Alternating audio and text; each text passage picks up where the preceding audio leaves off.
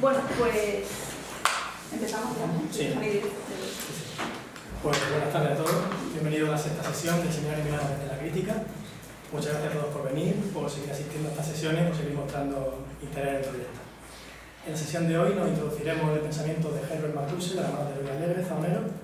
Como ya sabéis todos, es profesor de filosofía en esta facultad, en la Universidad Complutense de Madrid, y sus principales líneas de investigación giran en torno a la estética, la filosofía política o el estudio del LGTBI. Ha trabajado de forma extensa el pensamiento de Marx, al que dedicó su tesis doctoral titulada Ciudadanía y Crisis Social en el Capital de Marx, así como el libro El orden del capital junto a Carlos Fernández Liria. También ha estudiado ampliamente la relación entre capitalismo y ciudadanía en el seno de la tradición ilustrada, y especialmente el papel de la estética en la política, que ocupa un papel central en su obra En lugar de los poetas, un ensayo sobre estética y política.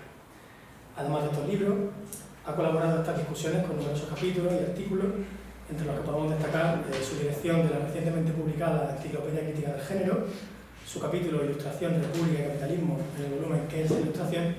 Y su entrada titulada Sexualidades en el volumen Territorios por pensar, un mapa conceptual por el siglo XXI. Sin más. Pues muchas gracias a todo el mundo por asistir, desde luego, y muchísimas gracias a los organizadores y las organizadoras por invitarme, en concreto a Zoe, que es quien me invitó, ¿no? O sea, y me propuso hacer esta sesión sobre Marcuse, sobre el legado de la escuela de Frankfurt, en concreto, en este caso, el legado de Marcuse. Yo le comenté que casi se trataría más de hacer una intervención sobre la escasez del legado de Marcuse, ¿no?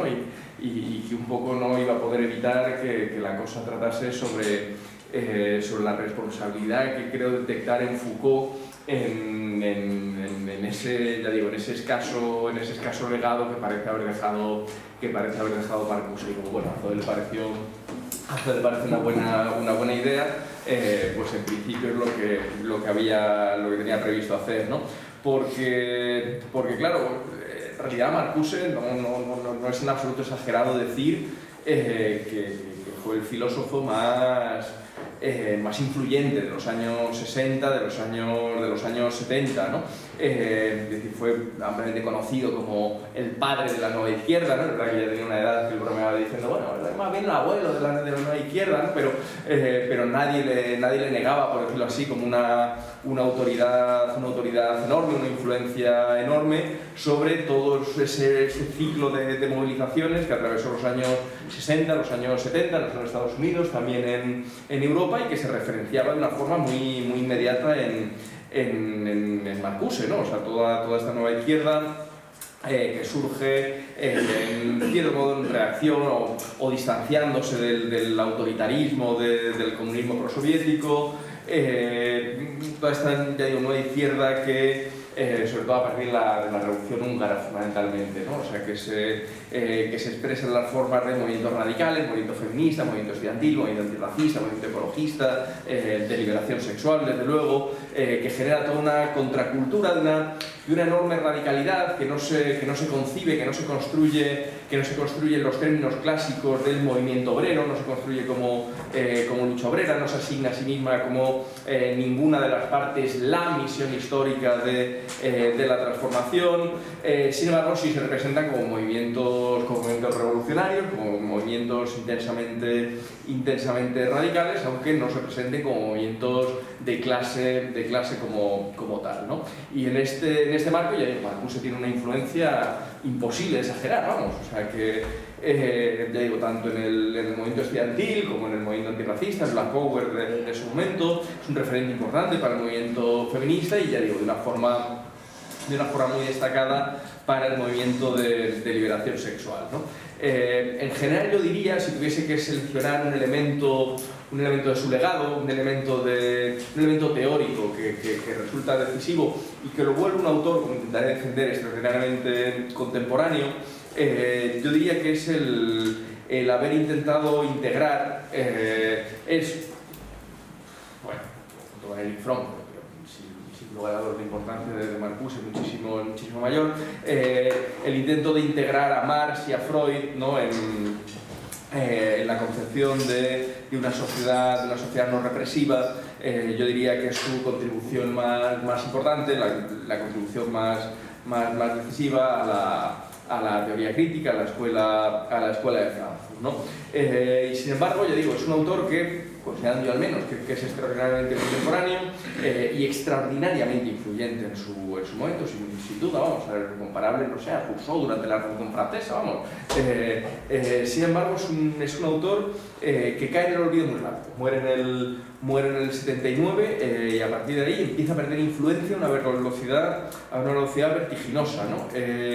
Claro, algo que no es achacable, no es explicable, por decirlo así, como si hubiese quedado desplazado por un triunfo de la ortodoxia marxista. Desde luego este no es el caso. Es verdad que en paralelo los movimientos utópicos van perdiendo también influencia, van perdiendo espacio, y eso podría explicar en parte pues que Marcuse pasara a ser considerado casi una reliquia. Pero creo que no es suficiente para explicar, ya digo, esta pérdida de influencia tan rápida de Marcuse, teniendo en cuenta, ya digo, la enorme influencia que tuvo sobre el terreno de los estudios de género, sobre el terreno de las teorías de la liberación sexual, los estudios LGBTI, que han sido movimientos que tanto en lo teórico como en el terreno del activismo han gozado de extraordinaria buena salud, y sin embargo perdieron muy rápido, muy poco después de la muerte de Marcuse, perdieron su referente en este autor. Yo creo que esto no se explica si no se logra entender en paralelo el éxito que tuvo la publicación de Foucault, la publicación del primer volumen de la historia de la sexualidad de Foucault en el 76, que es el que pasa a ocupar la posición de referencia fundamental en el terreno, ya digo, de los estudios de género por un lado, de los estudios sobre sexualidad, de lo que hoy sería teoría queer, estudios LGBTIQ, también los estudios decoloniales. Creo, ya digo, que es precisamente este protagonismo tan extraordinario que cobra Foucault, el Foucault de la historia de la sexualidad, en concreto del primer volumen, el de la voluntad de saber, lo que explica en gran medida el desplazamiento de Marcuse, ¿no? O sea, como sabemos, la historia de la sexualidad la escribe en general contra la hipótesis represiva, que es algo decir contra Freud, pero más en concreto la escribe contra el freudomarxismo y en particular contra Marcuse, que es verdad que no le cita, pero le está pensando en Marcuse cuando está enunciando su posición contra la hipótesis represiva, ¿no? Que no sé si la ubicamos más o menos en qué consiste la posición de Foucault contra la hipótesis represiva. Claro, pues negaría, digamos, esta hipótesis represiva que asigna a las teorías y a los movimientos de liberación sexual, negaría esta hipótesis represiva en el sentido de que, bueno, claro, la hipótesis represiva parecería dar por supuesto que existe un deseo constituido, un deseo positivo, un deseo determinado, que de algún modo estaría impedido, reprimido, negado desde la dimensión del poder. Pero ¿no? La hipótesis represiva parece suponer pues eso, que hay un deseo bien definido y un poder que le está simplemente impidiendo la realización, ¿no? En este sentido, claro, si el sexo se entendiese como un deseo en positivo, como un deseo bien determinado, como algo bien definido, al que el poder le impide la realización, pues desde luego cabría señalar el sexo, cabría señalar el deseo como una especie de lugar privilegiado del antagonismo, es decir, un lugar privilegiado desde el que confrontar con el poder, ¿no? desde el que confrontar con aquello que le está impidiendo la satisfacción o que le está impidiendo la realización. Claro, frente a esta hipótesis o contra esta hipótesis, y ya digo, de un modo explícito, aunque sin citarle, refiriéndose a Marcuse, Foucault señala que respecto al poder no existe un lugar del gran rechazo. Este concepto del gran rechazo obviamente es de Marcuse. Dice, respecto al poder no existe un lugar del gran rechazo, alma de la revuelta, foco de todas las rebeliones, ley pura del revolucionario, sino siempre una pluralidad de resistencias, dice, que por definición no pueden existir sino en el campo estratégico de las relaciones de poder. Es decir, el orden de los deseos siempre será en el interior de las relaciones estratégicas, del campo estratégico de las relaciones de poder. No hay posibilidad de pensar un deseo, de pensar el deseo como algo que estuviese fuera, que fuese independiente, que estuviese constituido con independencia, anterioridad, autonomía respecto al poder. Claro, esto es lo que lleva Foucault a considerar que es necesario realizar toda una nueva analítica del poder, en la medida en que el poder tiende a concebirse, y así lo hacen, según Foucault, las teorías de la liberación sexual, influidas por Marcuse. Claro, el poder se piensa como un poder puramente negativo, como el puro poder de decir no, un poder soberano en términos hobbesianos. También habría que pensar en términos hobbesianos porque, bueno, porque tampoco en Hobbes, claro que el poder es pastoral, claro que el poder tiene que ver con la conquista interna de las almas, con los mecanismos de sujeción, con los mecanismos, pero bueno, aceptemos que en Hobbes no tiene el báculo, solo tiene la espada, y entonces aceptemos la metáfora, ¿no? No me quiero decir eso, bueno, se entiende, ¿no? O sea, quiere decir que propondría la necesidad de una nueva analítica del poder, que en este sentido no se limitase a una concepción puramente negativa, este poder pobre en recursos, dice, ¿no? Este poder pobre en recursos, que sería el de la mera capacidad de decir, no, que hace falta una analítica del poder, esta es la tesis de Foucault, que analice precisamente los mecanismos de construcción de los propios sujetos, los propios mecanismos de sujeción, los propios mecanismos de determinación del deseo, del sexo, en este sentido, este poder capaz de configurar, digamos, las fibras más íntimas de la propia identidad. Claro, el caso es, en el marco de los estudios de género, las teorías LGBT, las teorías queer y tal, que toman a Foucault como referente, ha quedado una narrativa, y ha quedado la narrativa de que Foucault habría sido quien descubrió, por decirlo así, quien ha descubierto el carácter constructivo o el carácter productivo del poder, a través de determinados dispositivos, en este caso el dispositivo de sexualidad, y el que descubre que el poder no se limita al poder de decir no. Esta es la narrativa que ha quedado, pero yo diría que es una narrativa completamente injusta para con Marcuse y para con todo su legado. Es decir, tanto Altman como el gran referente en el mundo anglosajón, como desde luego Mario Mieli como gran referente en el contexto europeo, creo que es una narrativa injusta. O sea, la que plantea, en la medida en que para Marcuse, desde luego, Marcuse no piensa lo libidinal ni lo instintivo como algo concreto, determinado, positivo y algo respecto a lo que el poder se estuviese limitando a decir no, a negar, a impedir, a reprimir, es que no es así. Quería leer algunas citas de Eros y Civilización, claro, cuando plantea que dice, es que los instintos, claro lo que dice, los instintos mismos son históricos. Los instintos son históricos. Dice, no hay estructura instintiva fuera de la estructura histórica. Ni siquiera lo instintivo, lo que pudiera parecer más natural, más profundo, más biológicamente determinado. Dicen, por supuesto que eso es histórico, por supuesto que estás históricamente determinado, por supuesto que no hay deseo al margen no hay ni siquiera instintos al margen de la estructura histórica, ¿no? Es decir, esto incluye, por supuesto, el instinto, al que denomina instinto sexual, ¿no? Que dice, el instinto sexual está marcado con el sello del principio de realidad. Eso del principio de realidad es la construcción simbólica que determina una determinada realidad histórica, es decir, lo que en cada momento histórico es percibido y vivido y sentido como lo real. Pero esto que es percibido y vivido y sentido como lo real es el resultado de una organización por principios, de una organización simbólica desde, ya digo, a la que denomina principio de realidad. Y dice, el instinto sexual está marcado con el sello del principio de realidad. Su organización culmina con la sujeción de los instintos sexuales parciales a la primacía de la genitalidad y con la subyugación de la función de la procreación. Claro, el principio de realidad determina este modo de deseo. Determina ese modo de deseo centrado en la genitalidad, centrado en la función de la procreación, pero esto es el resultado de la construcción histórica de un determinado principio de realidad.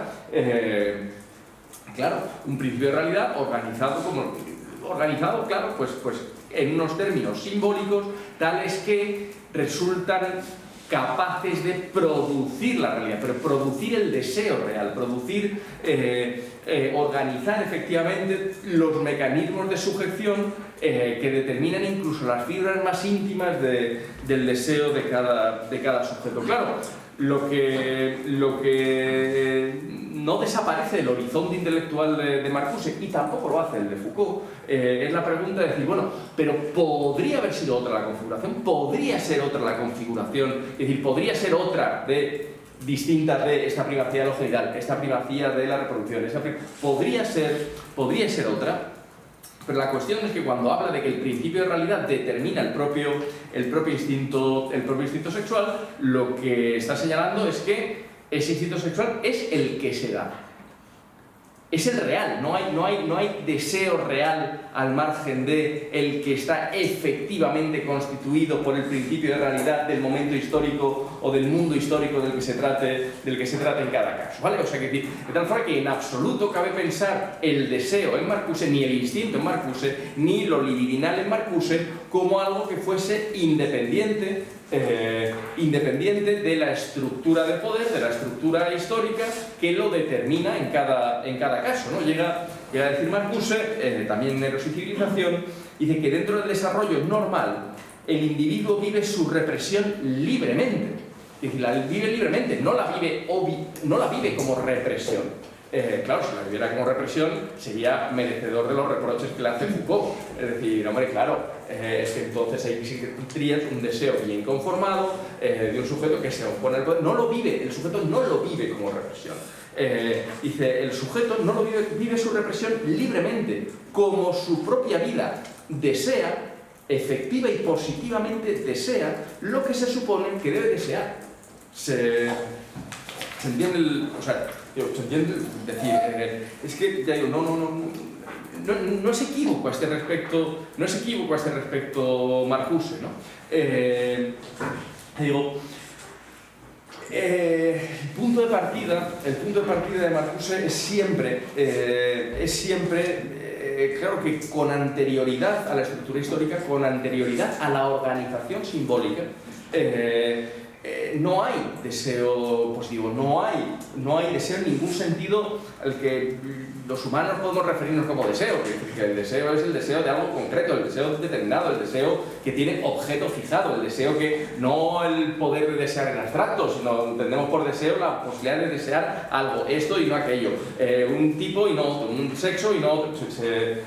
En ese sentido, el punto de partida de Marcuse obviamente es que es el de una defensa encendida de la anterioridad de lo simbólico, de la anterioridad de lo histórico respecto a la concreción, la determinación, la realidad de todo deseo. Claro, que cuando habla pues, de esta energía libidinal carente de forma, se entiende que, claro, esta energía libidinal podrá concretarse en las organizaciones libidinales más variadas, pero no es la energía libidinal en abstracto carente de forma la que es capaz de fijar objeto, la que es capaz de concretar ningún deseo. Esto es siempre el resultado de las relaciones de poder, características del determinado momento histórico, del principio de realidad que configura el deseo, que configura a los sujetos, que constituye a los sujetos en un momento histórico determinado. Esto, en cierto modo, es el planteamiento que ya yo creo que podemos encontrar en Freud, ¿no? O sea, que Freud también, cuando habla de esa dimensión libidinal previa a la fijación de objeto, previa a los mecanismos de asociación, previa a la constitución del propio objeto, previa incluso a que el sujeto sea capaz de decir yo. No, pues claro, busca fórmulas que siempre tienen que ver con el sentimiento oceánico, absolutamente carente de forma, respecto al que el yo emerge como una frágil fachada. Habla en los tres ensayos sobre teoría sexual, pues claro, de la perversión polimorfa. Es decir, claro, esta capacidad que tiene la superficie completa, esta capacidad que tiene antes de que el sujeto diga yo, pues la superficie completa del cuerpo, de no haber establecido zonas privilegiadas y no privilegiadas para el placer. El cuerpo en su conjunto es una superficie de placeres, y es una superficie de placeres que, bueno, identifica con lo sexual en la medida en que dice, bueno, es que es de la misma naturaleza que después será lo sexual, cuando haya quedado ya condensado, concentrado en lo genital, pues a partir de la pubertad y no sé qué, pero eso que queda concentrado y condensado en torno a la genitalidad a partir de la pubertad es algo que se expresa en la totalidad del cuerpo, sin recortes, sin privilegios especiales, desde antes incluso de decir yo, ¿no? O intenta referirse a ello, pues siempre buscando fórmulas contradictorias, pues que sí Eros, que sí Tánatos, el ello, que es una cosa y la contraria, que siempre es ambivalente, que cuando habla de bisexualidad originaria, pues claro, cuando habla de bisexualidad originaria no se está refiriendo Freud a bisexualidad como algo bien definido, de tal forma que habría deseo con objeto fijado hacia los dos, hacia lo uno y hacia lo otro. El término de bisexualidad originaria en Freud también va a referirse pues, a una especie de polivocidad completa, ¿vale?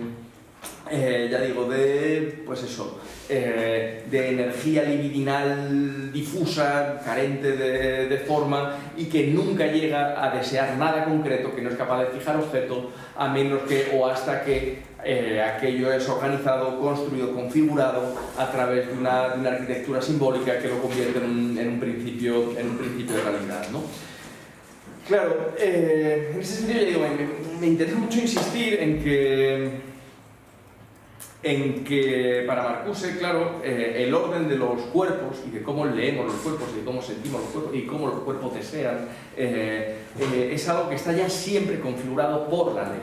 En este sentido, pretender que Marcuse es merecedor del reproche de decir, qué ingenuidad de concepción del poder, me parece injusto respecto a Marcuse.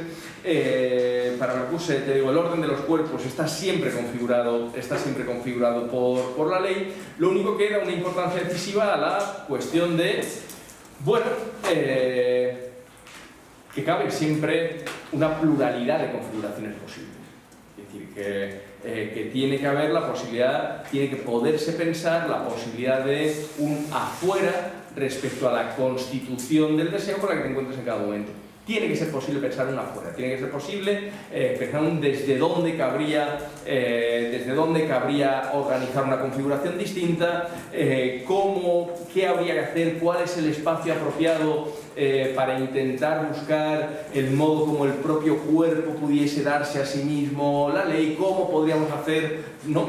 Y esa centralidad que va a ser una preocupación progresivamente creciente en la filosofía de Marcuse, no es otra que la remisión a la centralidad de la dimensión estética. En ese sentido, creo que la enorme actualidad de Marcuse, creo que hay que buscarla ahí, ¿no? O sea, decía Douglas Kellner, contamos otro día con Mario, ¿no? O sea, el trabajo tan impresionante que está haciendo de recuperación del legado de Marcuse, incluso de textos que están todavía sin publicar, muchísimos textos que están sin publicar, pues decía Cerlaviante, claro, que es que la centralidad de la dimensión estética en Marcuse está todavía insuficientemente estudiada. Tiene toda la razón.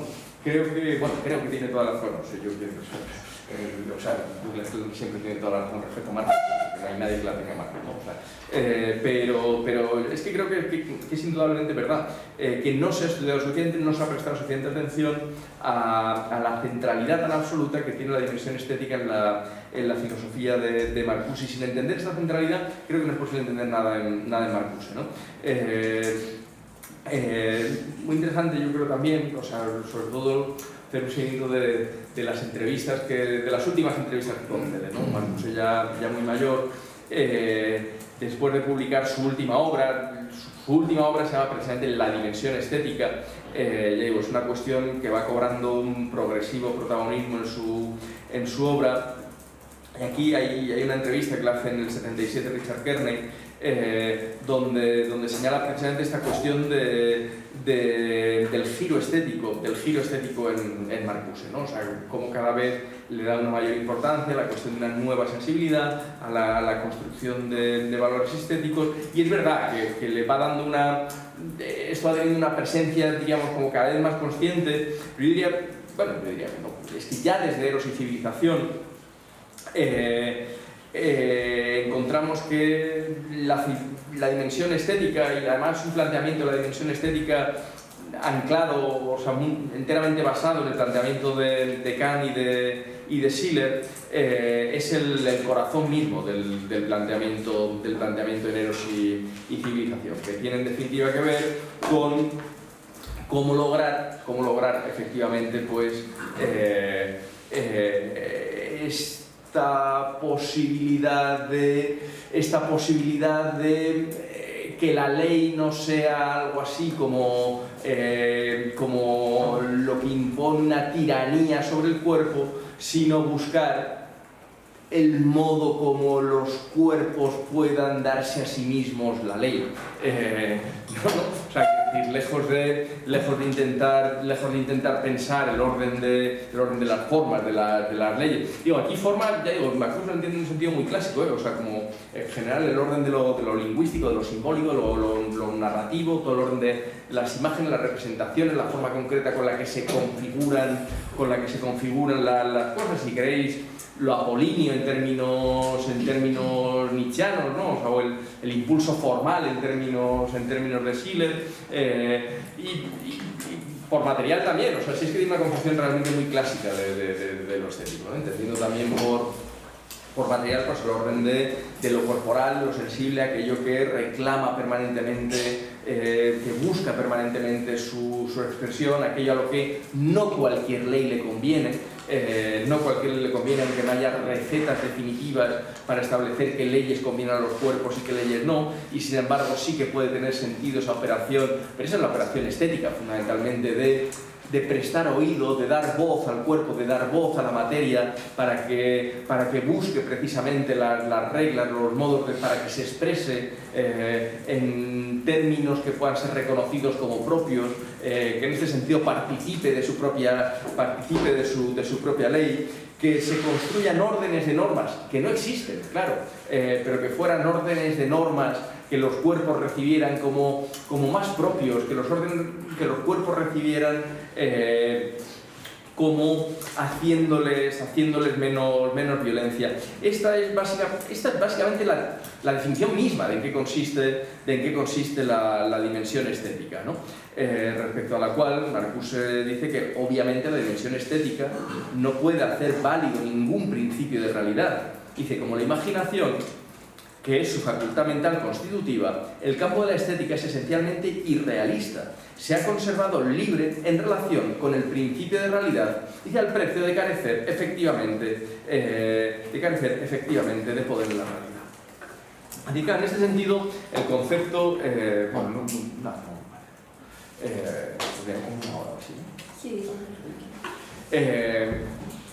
concepto de gran rechazo del que tanto se pitorreaba Foucault, claro, no está pensado en absoluto en Marcuse como ley pura del revolucionario, como manual de instrucciones, como la receta que te resolvería absolutamente y te daría todas las claves de la posibilidad de impugnación del poder, sino todo lo contrario. Está pensado como es el lugar de lo estético, como es el lugar de la determinación sin propósito, de la legalidad sin ley, ese espacio del libre juego donde se busca, digamos, el modo de articular de un modo armonioso, la forma de enlazar pues, conceptos, reglas, principios, leyes, tipos con el orden de los afectos, los placeres, los modos de relación, lo que los cuerpos disfrutan. Pues me salto. Claro, en ese sentido te digo que la clave para entender a Marcuse y el legado y en realidad lo contemporáneo que es su planteamiento, creo que consiste en y que se localiza con facilidad en la medida en que se rastree el desplazamiento que su filosofía va operando hacia la dimensión estética en un planteamiento cada vez más deudor de la filosofía de Schiller, ¿no? Desde luego no es un planteamiento irracionalista en absoluto, pero es un planteamiento, ya digo, tan racionalista como el planteamiento del propio Schiller, en el sentido de claro que es una defensa de un proyecto de civilización estrictamente racional. Esto como marxista le resulta ineludible a Marcuse, ¿no? Pero claro, no de una razón opresora que trate de aletargar al cuerpo, que trate de unificar a fuerza de reducir, a fuerza de eliminar riqueza de lo material, a fuerza de suprimir particularidades, a fuerza, ya digo, de narcotizar o de anestesiar las dimensiones del placer, sino todo lo contrario. Que sea el resultado de una intensificación de las experiencias de lo sensible, una intensificación de las experiencias de lo corporal, al mismo tiempo, un planteamiento muy clásicamente schilleriano, al mismo tiempo que la razón pone a toda máquina, digamos, a todo gas la maquinaria de unificación, de articulación, de compatibilidad, claro, se trata eso, en un planteamiento ya muy clásicamente schilleriano, de poner las dos dimensiones a toda máquina. O sea, no se trata en absoluto de lograr algo así como la reconciliación, la armonía entre razón y sensibilidad a fuerza de anestesiar la razón, aletargar la sensibilidad, y entonces que, ya digo, las dos dimensiones como con una mínima intensidad vital, pues entonces resultan un poco conflictivas, como resultan un poco conflictivos los cementerios. No se trata de eso. Se trata de todo lo contrario, se trata de intensificar al máximo cada una de las dimensiones, es decir, en este planteamiento de Schiller, abrir todos los poros a la sensibilidad, abrir, ¿no?, toda la receptividad imaginable, al mismo tiempo que celebrar todas las expresiones de realidades posibles. En ese sentido, claro, para Marcuse es decisivo los modos de expresión que buscan y encuentran los márgenes, ¿no? O sea, que decir, la literatura negra, la literatura, o sea, que los márgenes logren expresarse y que a partir de esa experiencia que ha alcanzado la palabra, que ha alcanzado el concepto, que ha alcanzado la expresión, sea posible que la maquinaria de la razón integre y componga una realidad cada vez más rica, cada vez más intensa, cada vez más plural, ya digo, con la tarea de armonizar más realidad, siempre dando la voz al cuerpo. Es decir, es un planteamiento bastante racionalista, pero en el que nunca la razón, por decirlo así, se impone sobre los cuerpos. La razón no se impone sobre los cuerpos, sino que por el contrario se trata de que los cuerpos vayan buscando para sí mismos su mejor ley, sus expresiones propias, y a partir de ahí se genere pues esta tarea de unificación, de armonización, de integración, ¿no? Claro, en este sentido, en absoluto se trata en Marcuse de liberar, digamos, un deseo sexual que estaría ya previamente configurado. Esto Esto ya digo, es que Marcuse no puede ser más claro a este respecto. El concepto mismo de sublimación represiva tiene que ver con esto. Es decir, que si tú liberas el sexo tal y como está constituido, pues perfectamente puedes encontrarte con un desierto neoliberal. Claro, o sea, tú te sublimas, esta desublimación represiva puede significar, y esto ya digo, Marcuse lo tiene clarísimo, el concepto mismo de sublimación represiva, yo diría en la notable actualidad también, ¿no? O sea, es decir, es, por decirlo así, un concepto que por sí mismo podría desactivar el hacerse merecedor del reproche que le lanza Foucault. Es un concepto acuñado para señalar que si liberas el sexo tal y como tienes el sexo constituido en determinado momento, pues el resultado perfectamente puede ser un mercado neoliberal del sexo, sin más, sin ninguna capacidad de integración civilizatoria, cultural, ni nada que se le parezca, ¿no? No es liberar el sexo en los términos en los que el sexo te lo encuentras organizado, sino de impulsar, digo, algo así como una actitud, digamos, amorosa, de escucha atenta,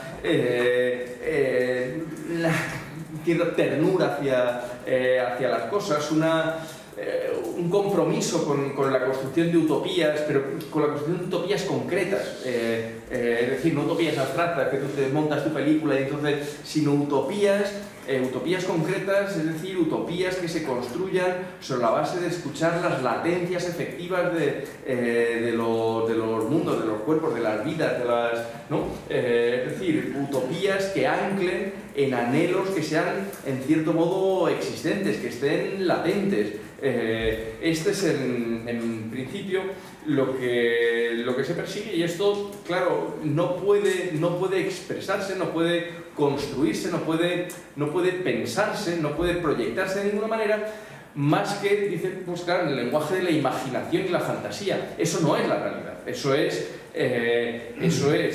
las posibilidades de construcción utópica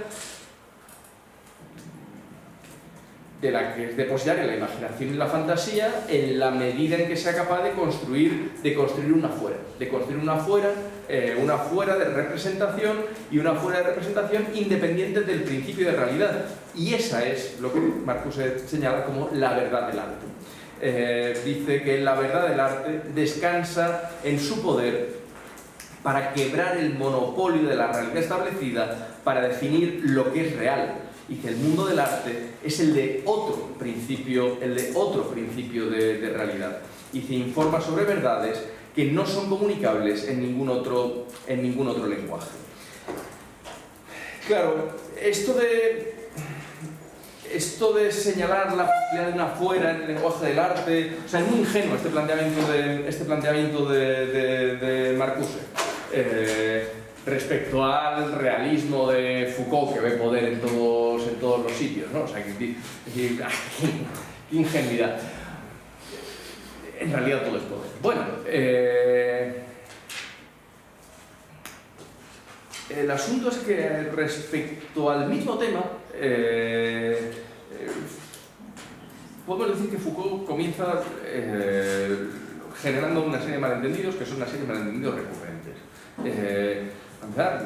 Leo la famosísima cita de la voluntad de saber contra la hipótesis represiva, ¿no? donde Foucault parece, de una nitidez incontestable, ¿no? Dice que no habría que imaginar que el deseo está reprimido, por la buena razón de que la ley es constitutiva del deseo y de la carencia que lo instaura. Algo que, como estamos viendo, tampoco es una cosa que Marcuse fuese a negar.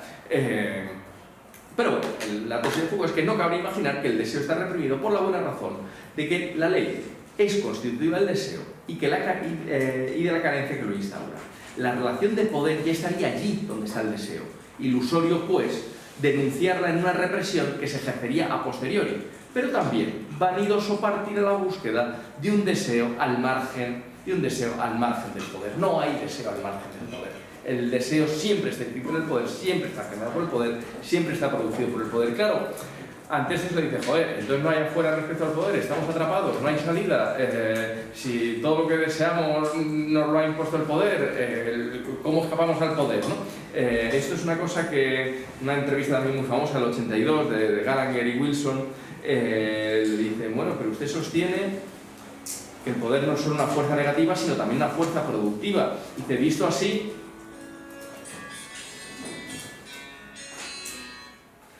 dice, visto así, ¿cómo no llegar a la conclusión de que estamos atrapados en esa relación, de que no tenemos escapatoria posible? A lo que Foucault responde, dice, no estamos atrapados, ni mucho menos. No podemos mantenernos extramuros, ajenos a cualquier relación de poder. Podemos alterar siempre el estado de cosas. Dice, no ha sido mi intención decir que estamos atrapados, sino por el contrario, que somos libres. En una palabra, que siempre nos queda la posibilidad de cambiar las cosas. Claro, ante esta afirmación, creo que cabe localizar en Foucault, no es una ocurrencia, una entrevista de última hora, sino que cabe localizarlo en Foucault, inevitablemente surge la pregunta de decir, bueno, cabe cambiar las cosas. Ok, Foucault, ¿en qué dirección? ¿Con qué propósito? No, cabe cambiar las cosas. Al impulso de qué deseo. ¿Cuáles son las fibras de deseo mínima a las que sí cabría localizar una cierta autonomía a la que remitir como lugar desde el que empezar en cierto modo a construir un antagonismo, un desde dónde impugnar la capacidad productiva o la capacidad constructiva del poder, ¿no? O sea, que decir, vale, somos libres, podemos cambiar las cosas. ¿Desde dónde? ¿No? ¿Dónde están esas fibras íntimas que serían independientes del poder? Claro, aquí, cualquiera que haya leído algo sobre Foucault, pues será que en las últimas páginas de La voluntad de saber, el primer volumen de la historia de la sexualidad, pues de una forma un poco casi enigmática, ¿no? Es donde establece la diferencia entre sexo, deseo y placeres y cuerpos, que es cuando plantea que dice, no hay que creer que diciendo sí al sexo se dice no al poder. Y que se sigue, por el contrario, el hilo del dispositivo general de sexualidad. Diciendo sí al sexo se sigue el hilo del dispositivo de sexualidad, es decir, de la construcción por parte del poder del propio deseo. Y de si mediante una inversión táctica de los diversos mecanismos de la sexualidad se quiere hacer valer contra el poder los cuerpos, los placeres, los saberes en su multiplicidad y posibilidad de resistencia, conviene librarse primero de la instancia del sexo. Y de contra el dispositivo de sexualidad, el punto de apoyo del contraataque no debe ser sexo-deseo, sino los cuerpos y los placeres. Es decir, ¿hay algo afuera? Sí. No es el sexo-deseo, son los cuerpos y sus placeres. ¿Qué significa esto? Os podéis imaginar. ¿Qué significa esto? Os podéis imaginar que ha generado ríos y ríos y ríos y ríos de tinta. Claro, ¿qué significa eso? Los cuerpos y los placeres, que esta vez sí serían relativamente independientes de los dispositivos configuradores, ¿no? De los que el sexo y el deseo ya que sí que son el resultado constituido por los dispositivos del poder. Claro, eso, es decir, el deseo y el sexo serían lo ya codificado, pero cabría apelar a los cuerpos y sus placeres como un lugar de fibras previas, a su codificación, ¿no? Claro, Foucault dice, claro, yo no niego la dimensión de lo corporal, lo anatómico, lo biológico, lo funcional. Lo que niego es que esa dimensión meramente corporal, material, no sé qué, sea el sexo. El sexo es lo ya codificado. Es ese punto imaginario en torno al cual pensamos el deseo ya codificado por un principio de realidad. Claro, aquí es donde nos surge, digamos, el nominalista Foucault haciendo, en cierto modo, lo que quiere, porque claro, a nadie se le escapa que conceptos o términos tan extraordinariamente complejos como sexo, deseo, placeres, cuerpos, pues resulta evidente que no todo el mundo los utiliza en el mismo sentido exacto, y no vale hacer un juego de manos nominalista sencillamente para presentarte como el más moderno cuando la chavalada te está haciendo quedar como un viejo ya al calor de los movimientos del 68, pero bueno, no quiero entrar en eso. Pero se entiende, ¿no? O sea, que es que son conceptos de una complejidad extrema: sexo, deseo, placeres, cuerpos y tal. Claro, que en cierto modo dices... O sea, que tenía una cita de Bersani que me pareció buenísima a este respecto, decir, oye, mira, es que es un texto de Homos, de 1995, de Leo Bersani, que dice, ojo, que el primer gran intento teórico de desexualizar el placer, dice, no fue la historia de la sexualidad de Foucault, sino los 3 ensayos sobre teoría sexual de Freud, unos 70 años antes. Dice, es esta obra, claro, dice, es esta obra la que planteó por primera vez, enérgica, aunque evasivamente, la posibilidad de disolver toda la noción de sexo en una reorganización de los placeres corporales. ¿O no es eso lo que hace Foucault? O sea, ¿no es eso lo que hace Freud en los 3 ensayos sobre teoría sexual a partir del concepto del perverso polimorfo? Es decir, bueno, sí, llama sexo, pero lo que hace es desexualizar el sexo.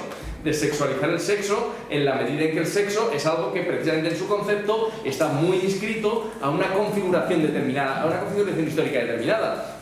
Y entonces, si lo disuelve en la superficie del cuerpo, lo que está haciendo es, ¿se entiende?, desexualizar o desgenitalizar o el sexo. Y entonces, bueno, pues claro, no se entiende el...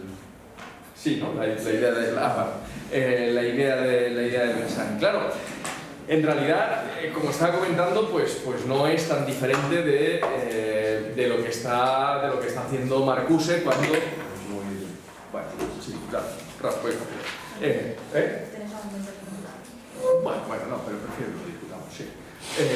No es una cosa tan distinta de lo que está haciendo este Marcuse, que bebe fundamentalmente de Freud, pero de un Freud cuyo concepto de sexo o de instinto sexual o de energía libidinal no implica nada determinado, sino todo lo contrario. Es el compromiso, es la apuesta teórica por disolver, en cierto modo, desexualizar el sexo, en el sentido de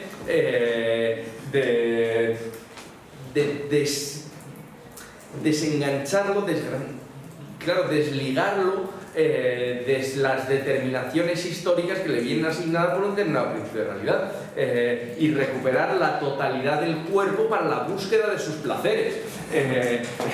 O sea, que decir, claro, que cuando dice no hay que decir sexo, deseo, no, hay que decir placeres y cuerpos. Claro, pero es que cuando Foucault está diciendo placeres y cuerpos, ahí con placeres y cuerpos está diciendo una cosa mucho más parecida a la que dice Marcuse con sexo, deseo, que a lo que Foucault dice con sexo, deseo. No sé si me explico, ¿no? O sea, es decir, que claro, que aquí hay un cierto, creo, que es lo que me gustaría discutir, vamos, un cierto juego de manos nominalista que yo creo que no se justifica de ninguna manera, ¿no? O sea, ni en Marcuse, desde luego, ni en su legado, ya digo, en gran medida, o sea, muy importante en lo que son las teorías de la liberación sexual, ¿no? Traía algunas citas de 2 libros que fueron extraordinariamente influyentes, uno en el mundo anglosajón, ¿no?, de Dennis Alman, que era Homosexual Oppression and Liberation.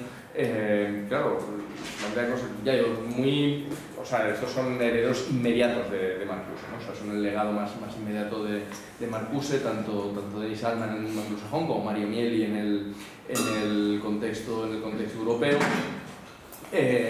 Digo, resulta obvio el tipo de concepto de sexo, el tipo de concepto de deseo que están manejando, el tipo de concepto de opresión, ¿no? Dice Alman, dice que la liberación implica mucho más que una mera ausencia de opresión, y que pasa nada menos que por revisar la noción misma de naturaleza humana. Se trata de crear una noción de naturaleza humana, no de decir sí al sexo. Bueno, la tesis que estoy diciendo está clara, ¿no? Dice, se trata en definitiva de construir a partir de ese trasfondo de perversión polimorfa que toma Freud, todo un modo alternativo de organizar el sistema completo de relaciones entre nosotros mismos y con los demás. Un nuevo sentido de hermandad, una voluntad de aceptar plenamente el propio ser erótico y sexual y un intento de formar nuevos tipos de relaciones humanas. Suena exactamente como todas las entrevistas que le hacen a Foucault entre el 78 y el 82. Todas en las que está explorando nuevas relaciones humanas, nuevos tipos, qué es su apuesta, y buscar una nueva relación a partir de los cuerpos, que no es sin más liberar el deseo en los términos en los que se encuentre ya constituido, ¿no? Y al plantear un nuevo modo de organizar las relaciones corporales, eróticas y sociales, que por cierto darían como resultado que las categorías mismas de homosexual y heterosexual pasaran a resultar irrelevantes. Esas identidades que tanto denuncia Foucault, claro que las denuncia porque son el resultado y efecto del propio dispositivo de sexualidad. Claro que son categorías combatidas también desde el freudomarxismo heredero de Marcuse. Esas categorías, las categorías que marcan con el sello de identidad, pues pasarían a ser irrelevantes. O en el contexto europeo, Mario Mieli, que hay aquí quien lo ha trabajado mucho mejor que yo. No, Iván, tú has trabajado Mario Mieli mucho mejor que yo, pero vamos, o sea... dice el objetivo, dice Mario Mieli, en Elementos de Crítica Homosexual, dice el objetivo, hay que insistir sobre ello, no es en absoluto el de obtener una aceptación del homoerotismo por parte del statu quo heterocapitalista, sino el de transformar la monosexualidad del eros, transformar la monosexualidad en eros realmente polimorfo y múltiple. Que apele al cuerpo y sus placeres. Claro,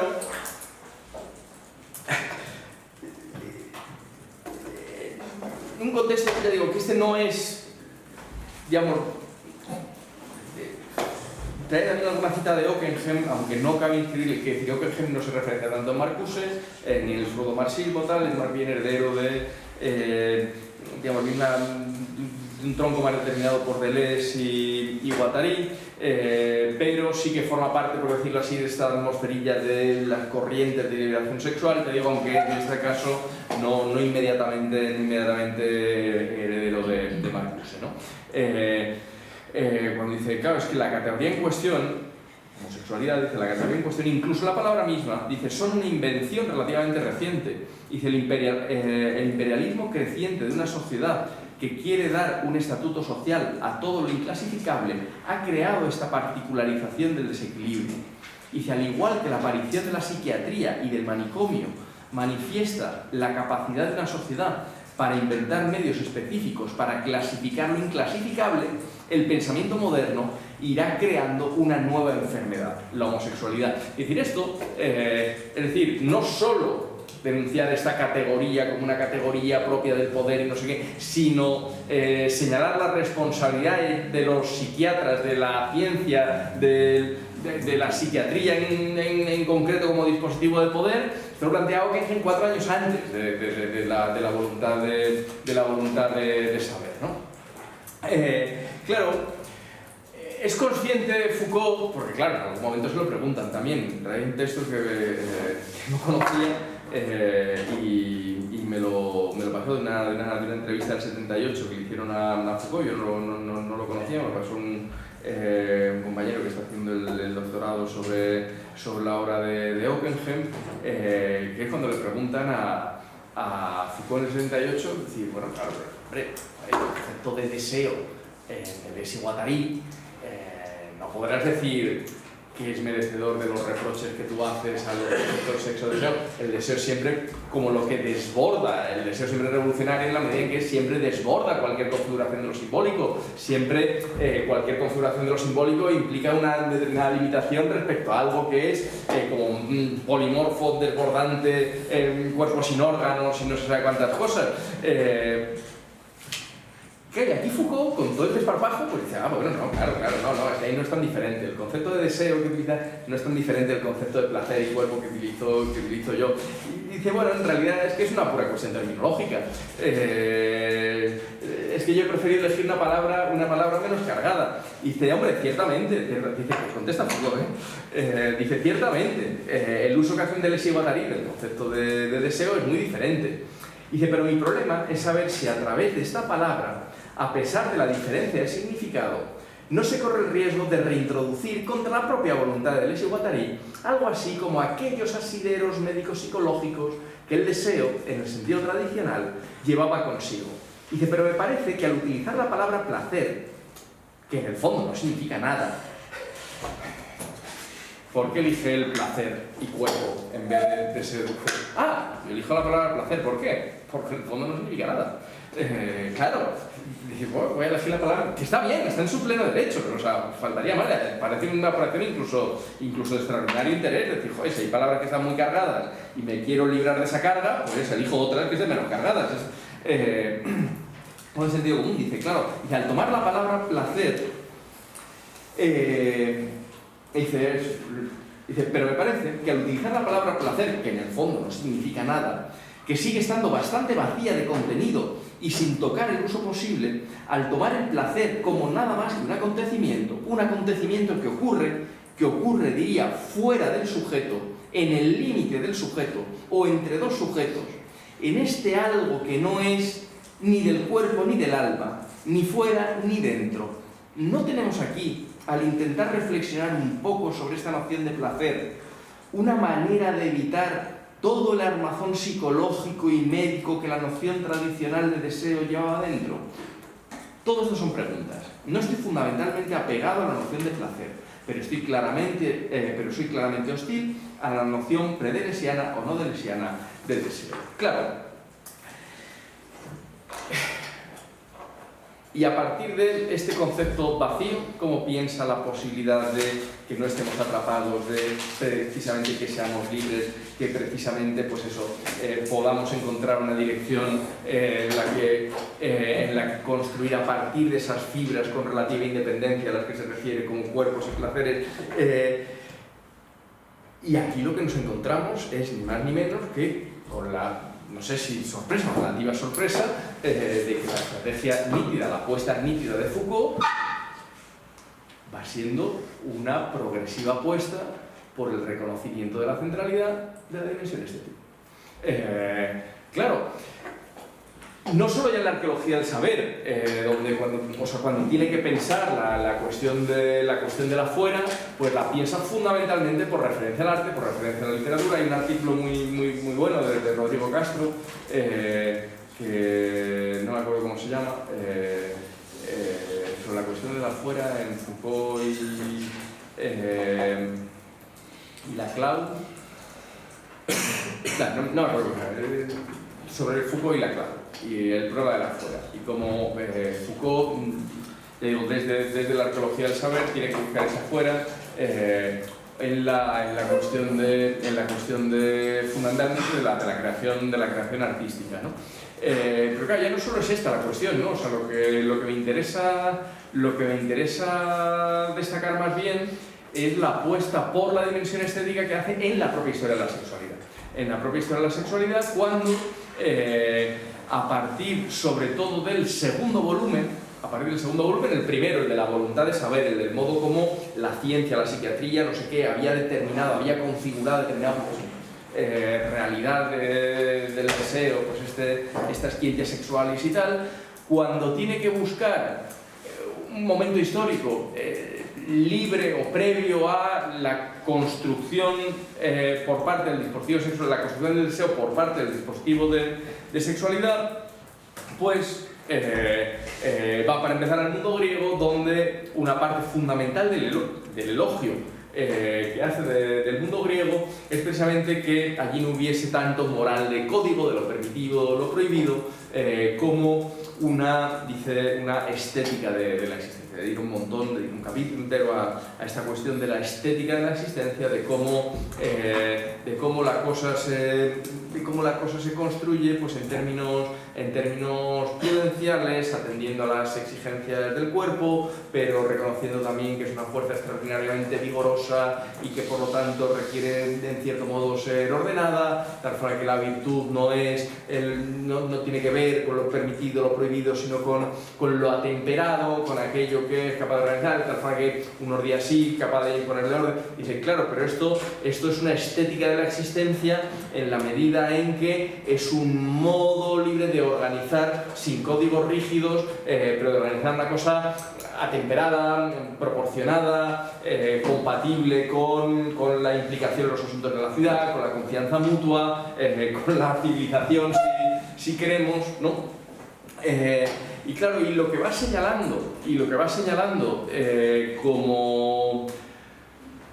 como aquello que se pierde como resultado de la instauración y del dominio del principio del dispositivo de sexualidad, es precisamente esto. En el volumen tercero todavía lo plantea, e incluso lo plantea con fórmulas kantianas, es decir, esta universalidad sin ley, esta legalidad sin ley, esto que lleva a que sea todavía el cuerpo el que se da a sí mismo la ley, a que no sea la ley de la ciencia la que impone su verdad sobre el cuerpo, sino que todavía pertenecemos a un mundo en el que la validez consiste en la búsqueda de legalidades que emergen del propio cuerpo y que en todo caso se consulta al cuerpo y que en todo caso, ya digo, es en última instancia el cuerpo el que se da a sí mismo,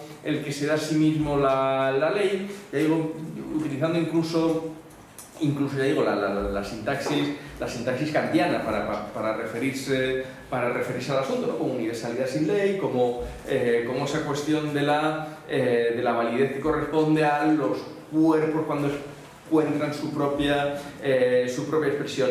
Y que es a partir de esta idea, como ya digo, en las entrevistas ya posteriores a la historia de la sexualidad, apuesta por la posibilidad de construir nuevas relaciones entre humanos, nuevos afectos, nuevas arquitecturas de relaciones, nuevas relaciones en un sentido muy amplio. Pero, claro, nuevas relaciones que en principio serían espacios de posibilidad de resistencia al poder, pero cuando tiene que indicar algún lugar de validez de esas formas nuevas que aspiran a ser creadas, el propio Foucault no puede por menos de desplazar la cuestión, de remitir la cuestión a la dimensión estética, a la dimensión en la que cabría localizar validez, algún tipo de validez, incluso contra el orden de normas que valida cada cosa en un mundo histórico determinado.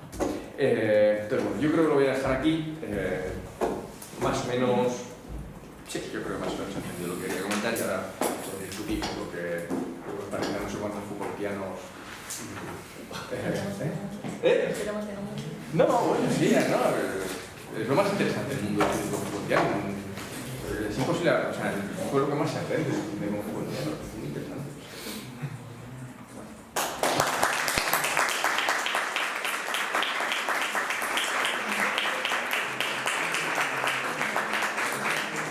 Pues muchísimas gracias, Luis, por venir, por la ponencia, A mí me ha parecido súper interesante. La verdad es que yo no soy especialmente experta en Foucault, ni tampoco en Marcuse, pero es verdad que creo que ahora con ese tipo con lo que has expuesto hoy, como que sí que es verdad que todos cuando leamos algún texto de Foucault, quizás sobre todo los que has mencionado, podremos rastrear esas marcusianas que de algún modo, se dejan ver, aunque no sea de forma explícita. Y yo sí que tengo una pregunta, pero voy a preguntar antes si... abrimos turno de preguntas, lo que queráis con respecto a este tema que se ha tratado, es el momento. Bueno, me resulta curiosa tu conferencia, porque la diferencia de edad que hay entre... no sé si prefieres que te trate de tú, de usted... De tú.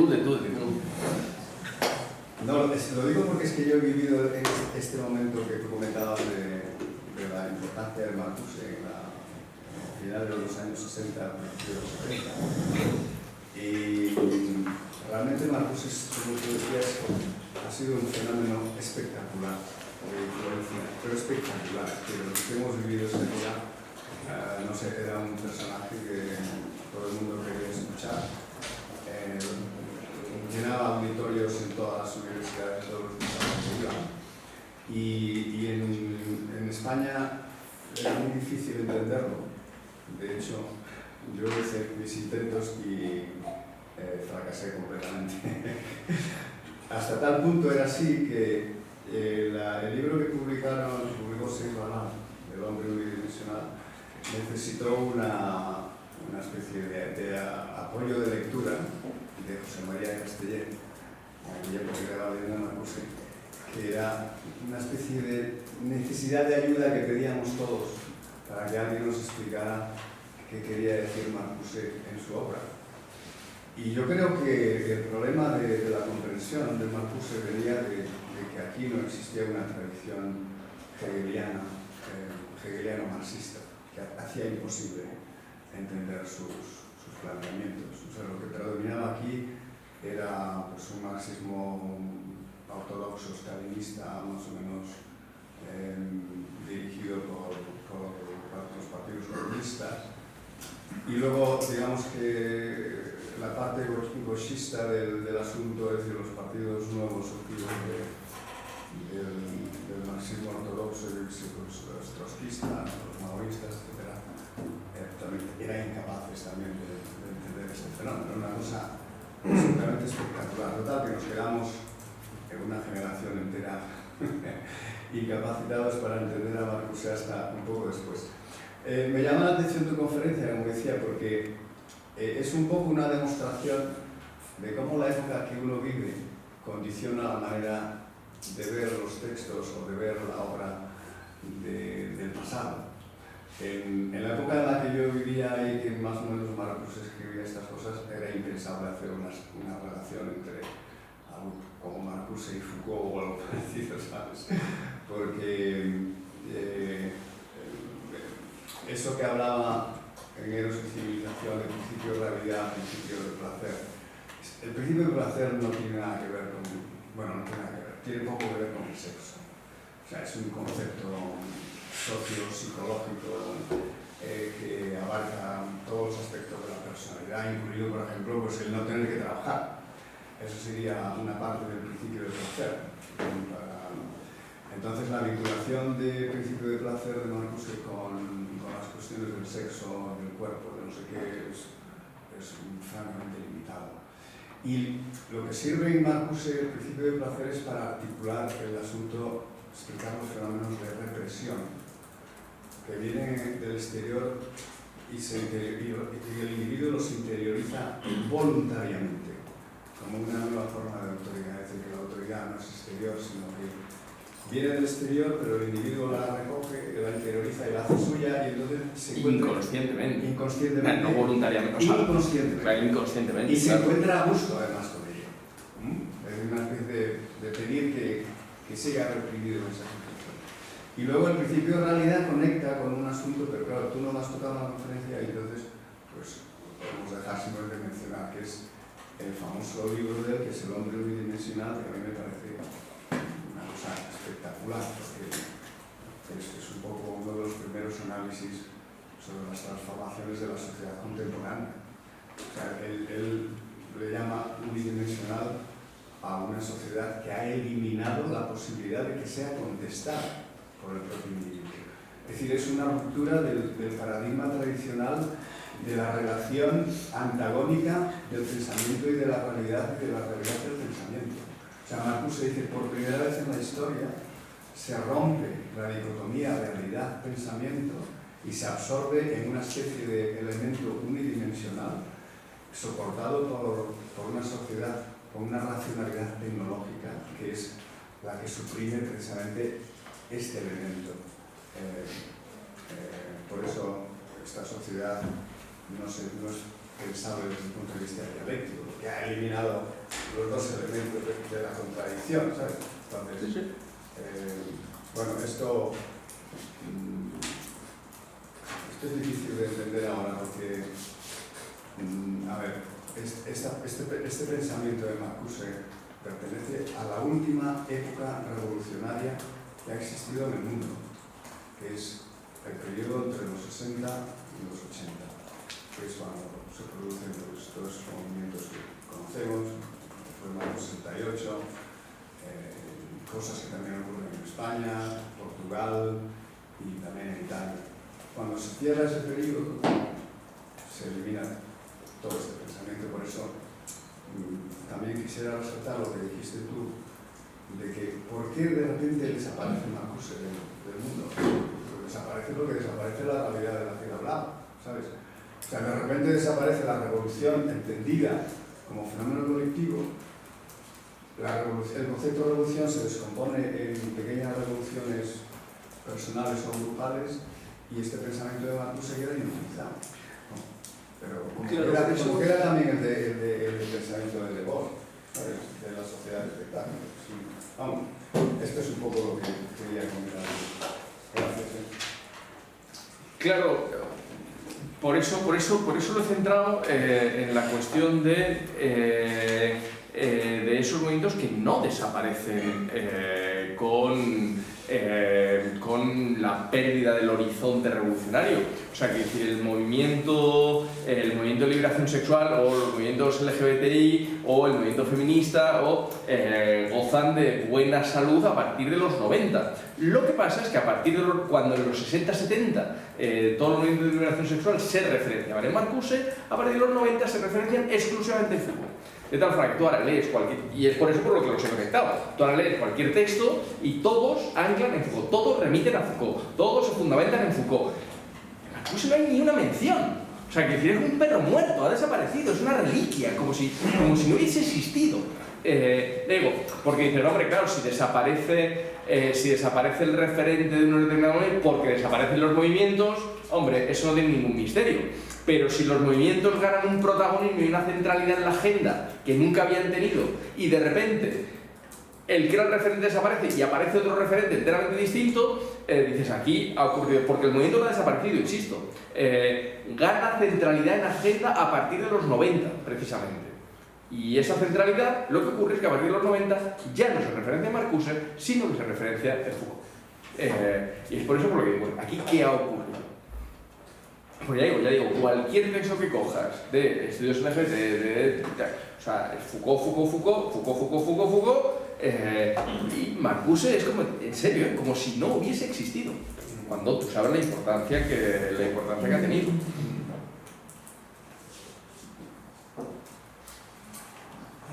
Yo le puedo comentar, bueno, está relacionado un poco con que yo estaba por mi clase de Foucault y se lo conocía, ¿no? O sea que hoy he aprendido porque yo soy mucho más marcusiano que Foucaultiano. Entonces, no, Marcuse es que es curioso porque, claro, a mí me sonaba y tal, pero luego cuando digo su libro la verdad me quedé impresionado porque, claro, siendo otra época, pero que sobre todo es porque también tiene unos matices que a veces es verdad que en Marcuse han quedado un poco los tópicos, ¿no? Entonces, el mismo Marcuse lo decía que una vez en mayo del 68.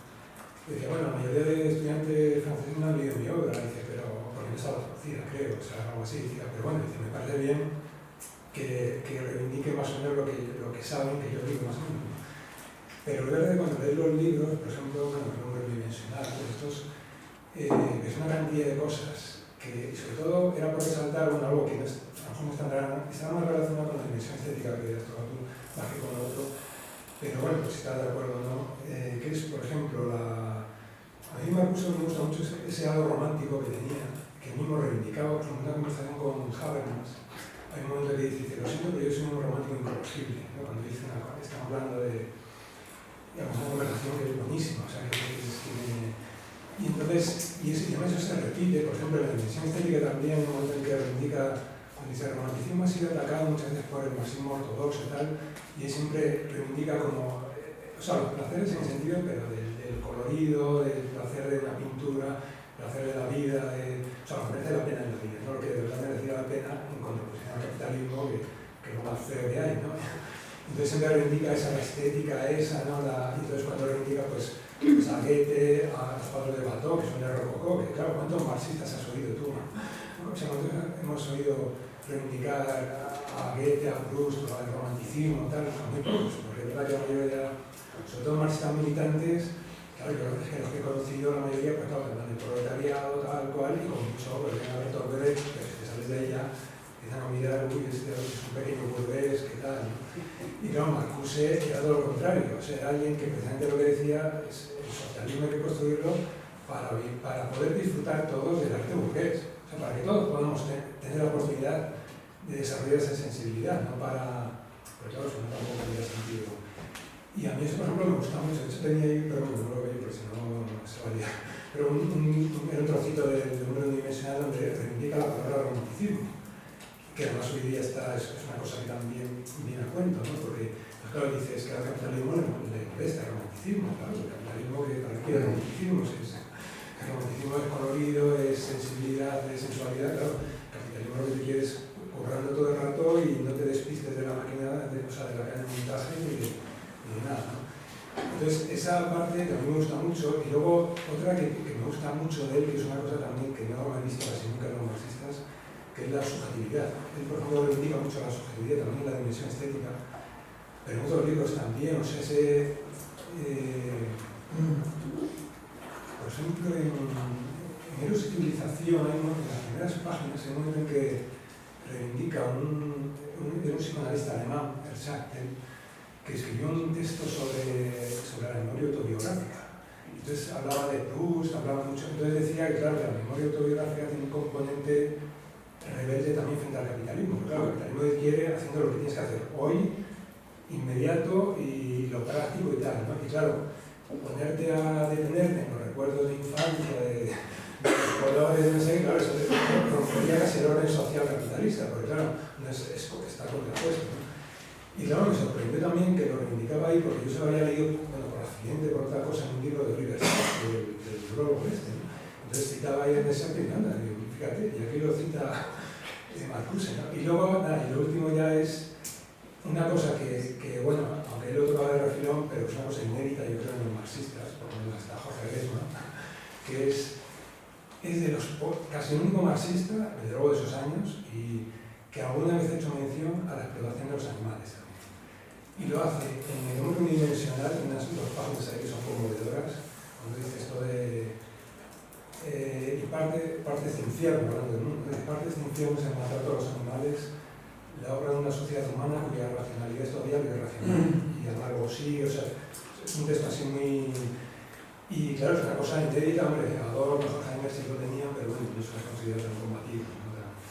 Y luego en algún momento en la tolerancia represiva hace una pequeña mención, y creo que en Contrarrevolución y Revuelta, que bueno, yo leí el texto traducido, porque no está traducido ese libro, creo, y también dice lo mismo, ¿no? O sea, entonces claro, yo cuando leí, digo, joder, esto, claro, yo no marxistas que he conocido, todas estas cosas las tienen, bueno, les habla de la explotación animal y tenían cuestiones de un extraterrestre, ¿no? Entonces, claro, yo siempre, a mí lo que me gusta de Marcuse es que yo siempre decía que, bueno, si este tío lo hubiera conocido, yo es que hubiera podido ser mi amigo, a diferenciar mejor de otros que ha habido, que vale, son muy a mejor Che Guevara, pero claro, no sé, o Lenin, no sé, a lo mejor aquí se cuenta, ¿no? Uno tiene siempre esta sensación de decir, joder, qué buen tío, qué buen... No, o sea, que, de verdad, qué buen tío, ¿cómo me gustaría ser su amigo? O sea, es que ven un animal sufrir y lo viven, claro, sí. Esta sensación se tiene siempre con Marcuse, es verdad. Sí. Yo quería seguir con lo que planteaba el compañero antes, que me parece muy interesante, del movimiento revolucionario de los años 70 alrededor, y citar algunos movimientos que nunca se citan, pero forman parte de ese proceso, como son, por ejemplo, las luchas anticoloniales, como son, por ejemplo, la Revolución Cultural China, de otra manera, al principio, como es, por ejemplo, la Primavera de Praga, no solamente eso, como es el mayo del 78, la lucha de los negros en Estados Unidos, etc. Entonces, ¿qué pasa con todos esos movimientos? Que superan, no en la teoría, pero sí en la práctica, la lectura marxista de lo que era el movimiento revolucionario. Digo en la práctica. o sea, analizándola. En principio, ¿qué cambia? Cambian los objetivos. Los objetivos ya no están organizados alrededor de la clase, de la toma del poder por parte de la clase obrera para construir una sociedad igualitaria, sino que los objetivos están dirigidos sobre todo a cuestionar el poder y la cultura, a la libertad sexual, al fin de a la participación, la diversidad, toda esa serie de cuestiones. Y el sujeto revolucionario ya no es la clase obrera, que también, como plantea Marcuse, está muy aducida por la sociedad de consumo y por el oropel de la sociedad de consumo y todas estas cosas, que ya ha demostrado que no ha sido capaz de hacer las revoluciones. Pero eso no es un movimiento teórico, esa es la práctica. Entonces, ¿qué pasa? A partir de ahí, de esa práctica, a partir de todos esos movimientos, hay una serie de intentos teóricos de construir una teoría sobre la revolución alternativa a la teoría marxista. Y hay muchos y distintos tipos, pero yo creo que todos, quiero decir, Marcuse, Kohl, toda una serie de gente, Guattari, por ejemplo, pero todos parten un poco de esas dos condiciones, tanto del cambio de objetivos, ya no organizados alrededor de los intereses de clase, sino al cuestionamiento del poder y, entre paréntesis, dándole la razón a nuestros viejos anarquistas que decían que lo importante no solamente era cambiar la propiedad, sino cambiar la forma de hacer el poder, y en cuanto a los sujetos que van a hacerlo eso. Entonces, yo creo que por eso hay tantas, lo que tú has planteado, en el fondo, muchas de las cosas decía, están diciendo lo mismo, o cosas muy similares, lo que pasa es que utilizan es decir, hay un intento de fundamentar teóricamente una nueva forma de oponerse a la realidad. Esa es la que me da la impresión que se... Claro, es una cosa que parte de la contemporaneidad inequívoca de Marcuse tiene que ver con la situación de crisis de la imaginación política en la que nos encontramos a día de hoy. O sea, es decir, que si el texto del omnidimensional es de extraordinaria actualidad, es porque efectivamente nos encontramos también en una situación en la que, digamos, se ha fundido realidad y pensamiento, se han fusionado en cierto modo, han colapsado las categorías de la reflexión, ¿no? O sea, no es fácil distinguir lo real de lo posible, de lo necesario, todo lo mismo, no hay, en ese sentido, no hay horizontes, claro, y la cuestión es la apertura de esos horizontes. En el caso de Marcuse queda desplazado a la imaginación, queda desplazado a la fantasía, queda desplazado al lugar en el que es posible construir a partir de principios irrealistas, es decir, pero que es posible construir, y esto implica, claro, una posición de mucha confrontación con la ortodoxia marxista, porque dice, bueno, es superado en la práctica, es superado... Claro, aquí yo diría que la cuestión es bastante compleja, porque claro, la apuesta por una pluralidad radicalmente heterogénea de movimientos, reivindicaciones, riquezas, reclamaciones existenciales, vitales, afectivas, y no sé qué, y la integración de toda esa pluralidad de movimientos decoloniales, pues del Black Power, las exigencias específicas de las minorías sexuales, raciales, de género, eso, digamos, hay que componerlo en un orden civilizatorio superior.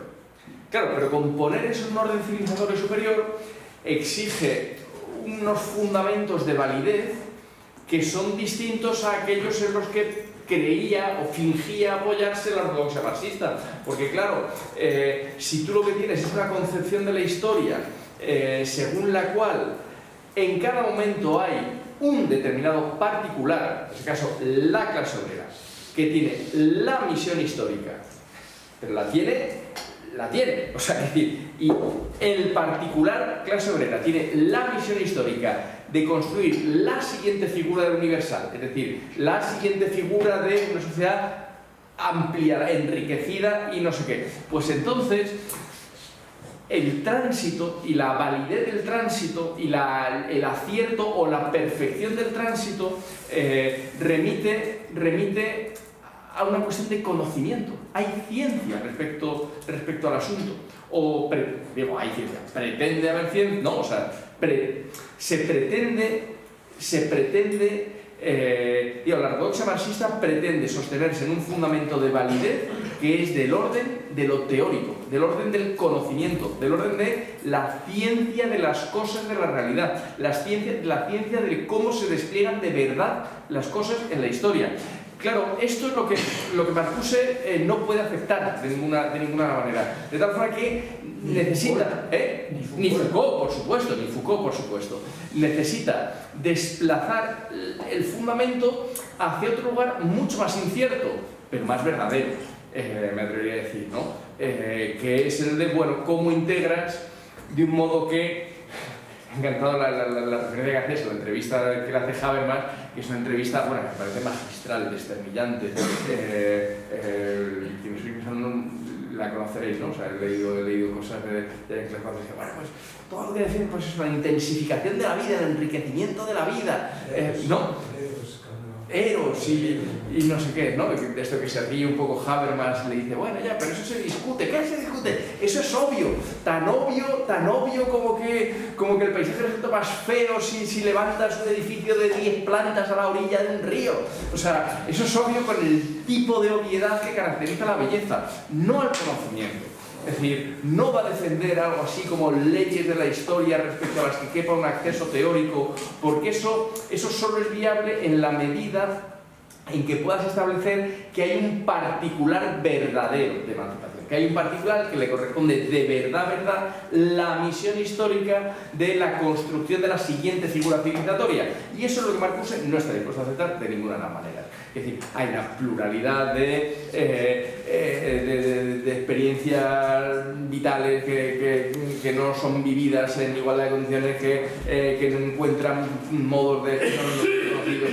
Entonces esa pluralidad tiene que emerger y componerse, y emerger según ritmos propios, anhelos, deseos, y ese emerger y componerse de pluralidades, en principio no preconformadas, y respecto a las que no hay un diseño emancipatorio que sea no hay un esquema emancipatorio que sea el verdadero, ese esquema emancipatorio tal que cuando se realice podamos decir ya se ha realizado bien, se ha realizado como se tenía que realizar, como la ciencia de la historia nos dijo que se realizaría cuando se realizase bien. Es ese tipo de planteamiento, ya digo, que pretenden ubicar la dimensión de validez en el orden teórico, lo que Marcuse no puede aceptar de ninguna de las maneras contra la ortodoxia marxista. Y es eso lo que le lleva inevitablemente a desplazar el fundamento de validez. ¿Has dicho contra o con? Contra la ortodoxia marxista, digamos, o sea, que reconoce en la clase al sujeto histórico de la emancipación verdadera, y no hay más tutía. Claro, entonces es esto lo que le lleva inevitablemente a desplazar el fundamento de validez hacia un lugar al que apunta como dimensión estética. Bueno, quiero hacer otra pregunta, quizás cambiando un poco el tema de las últimas dos preguntas. Claro, tiene un poco que ver con lo que estabas comentando de la sublimación represiva y todo esto. Una vez asumimos que el deseo no es autónomo, sino que es heterónomamente impuesto, por así decirlo, que lo libidinal no surge de una voluntad individual del torrente oceánico, esto. Entonces, claro, ahí, ¿cómo puede entonces dejarse hablar al cuerpo libremente si el cuerpo no tiene nada que decir más allá que lo que la lógica del sistema quiere que diga?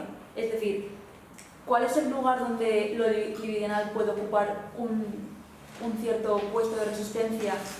Si en último término, cuando se deja fluir lo libidinal, el deseo, no hay otra cosa detrás que agresividad, violencia, opresión, coerción. O sea, un poco la pregunta es si tú crees que realmente hay un lugar donde se puede rastrear un deseo que no esté atravesado por la violencia, en último término. Y si es verdad que lo hay, porque yo la verdad que soy un poco escéptica al respecto, me cuesta pensar que podamos tener un deseo que no se encuentre atravesado por las dinámicas imperantes, y esto puede ser tanto un deseo agresivo como positivo, es decir, en todo caso ese deseo está socialmente construido. Puede haber un deseo que no esté socialmente construido y que tenga potencial revolucionario en último término. Bueno, claro, ahí yo sí que, claro, ¿qué es lo que diría? Para empezar, hay una cuestión terminológica, ¿no? O sea, que escamoteemos lo que puede ser una pura discrepancia terminológica y construyamos, pongamos las palabras que pongamos. Yo creo que conviene, en cierto modo, distinguir entre buscar un término con el que señalar el modo como se encuentra ya siempre codificado, organizado, conformado el deseo en un sentido determinado, pero conviene reservar algún tipo de expresión. En Foucault son los cuerpos del placer, en Marcuse puede ser el principio del placer, o puede ser la energía lineal, o puede ser el que sea. Yo creo que conviene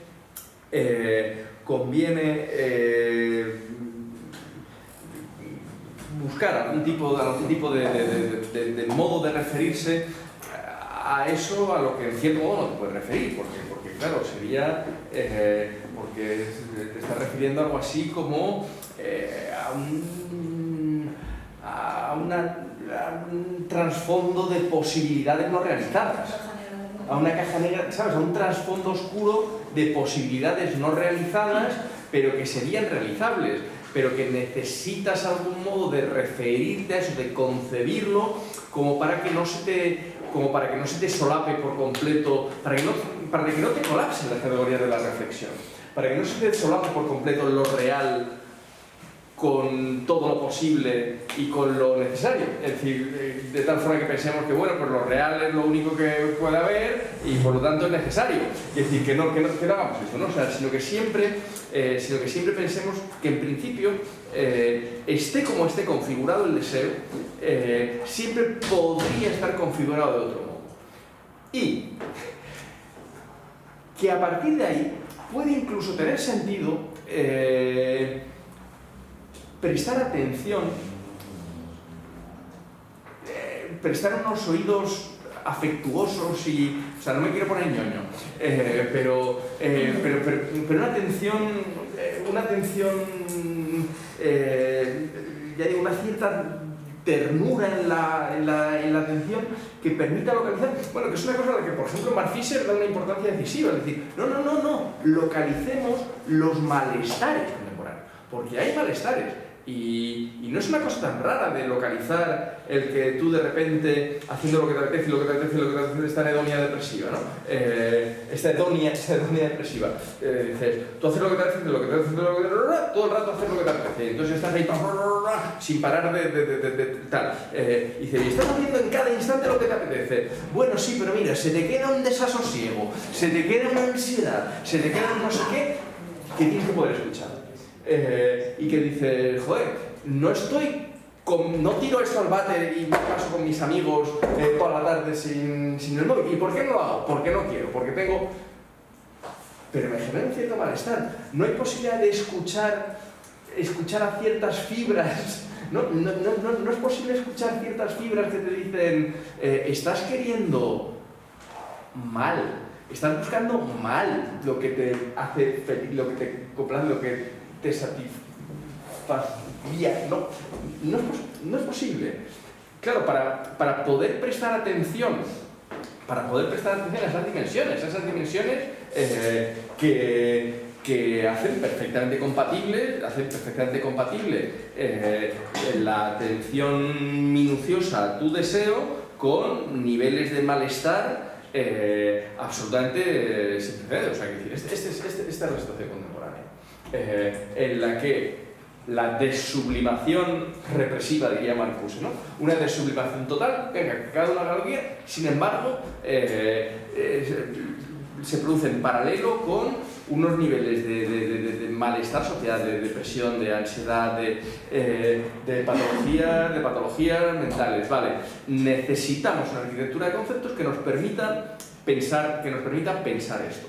Que nos permita pensar esto y que por lo tanto nos permita prestar oído a necesidades, anhelos, deseos que en cierto modo laten por debajo y no logran ser por completo desactivados por las configuraciones represivas del poder, por las configuraciones represivas del deseo.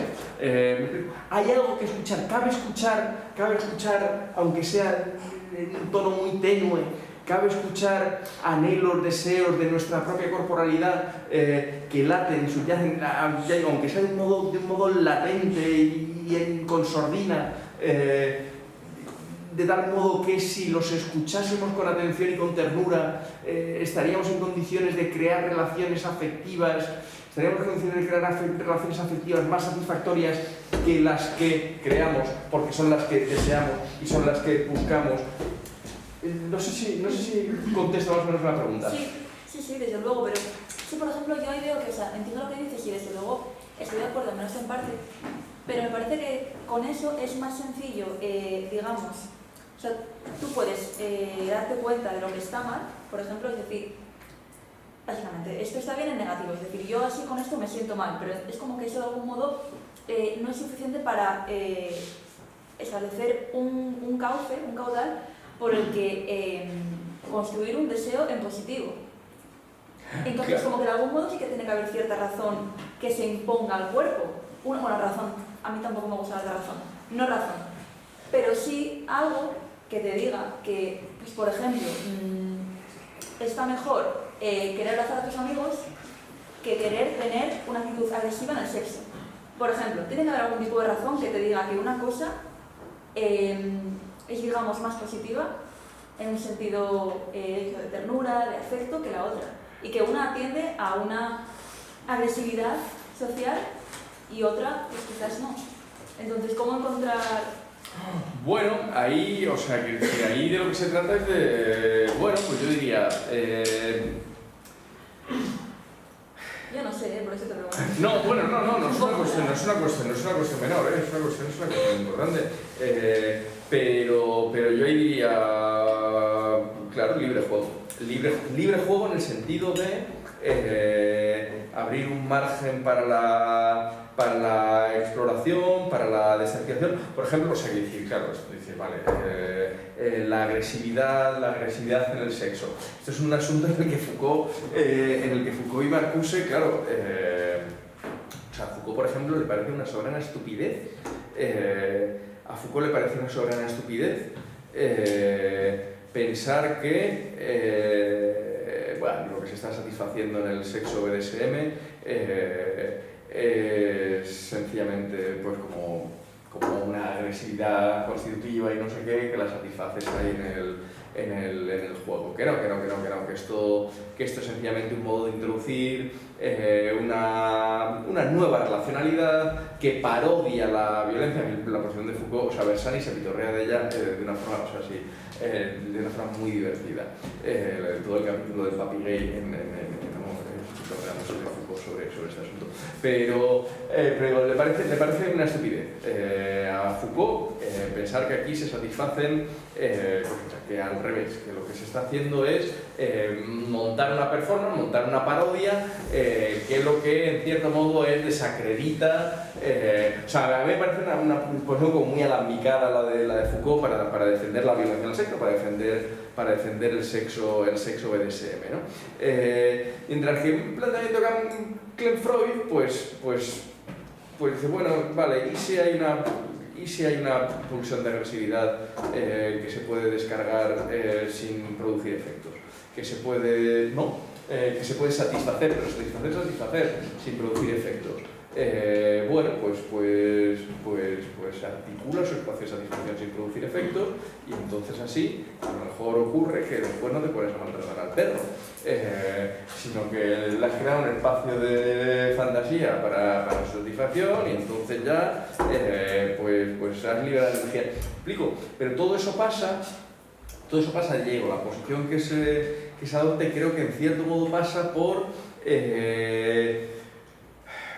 buscar las formas, ¿sabes? Por buscar las formas en las que el cuerpo pueda expresarse con canalizar una polarizadora, desplazarlas de tal forma que los elementos más agresivos no generen ningún impacto perjudicial en nadie, sino que al revés, me explico, entonces sublimes por aquí y entonces pues reprimas por...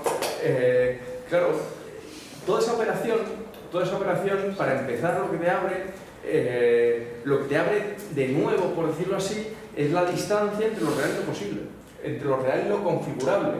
Pero claro, esa distancia es una distancia inevitablemente del libre juego, digamos, de ensayo, es una instancia de creación, es una instancia, me explico, no es una distancia en la que vayas nunca a poder encontrar en la dimensión teórica la verdad de la fórmula. No es la verdad de la fórmula, la verdad de la expresión, la expresión verdadera del deseo. Esto no lo vas a encontrar. O sea, esto, digo, por lo menos en Marcuse, en Foucault, por supuesto, puede haber nada por el estilo. Es por esto una dimensión irreductiblemente de creación, cuya instancia de fundamentación va a ser inevitablemente la dimensión estética.